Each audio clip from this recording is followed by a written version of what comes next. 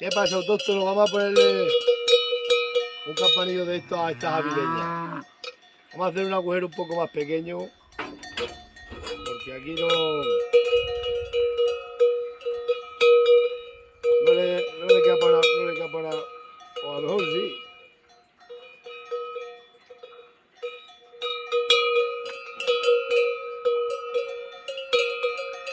Sí, le queda bien. Vamos a cogerla con una cuerda, atamos a un olivo. Ya veremos a ver lo que pasa. Vamos a tapar. Vamos a meter aquí un poco de manzano que sea o de olivo para que no suene. Esto se le mete aquí para que no suene helecho, pasto, lo que sea. Así no se asustan tanto. Porque se suben por las noches muy para arriba, aunque tengo los GPS. Me tengo puesto 2 GPS.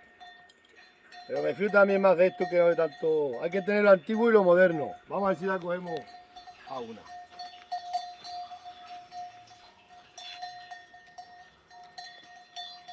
Le vamos a dar a la cámara que me lo lleve. Agarra cámara.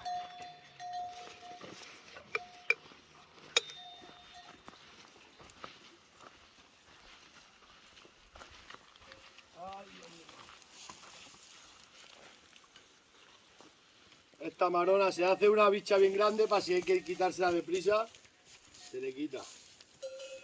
Para que no sufra el animal. Vamos a ver. Voy a coger un cacho saco.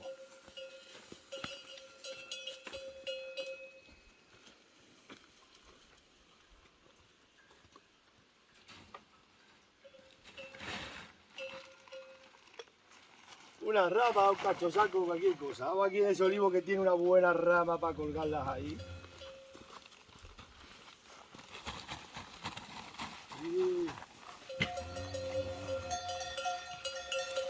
Ponte por aquí, cámara.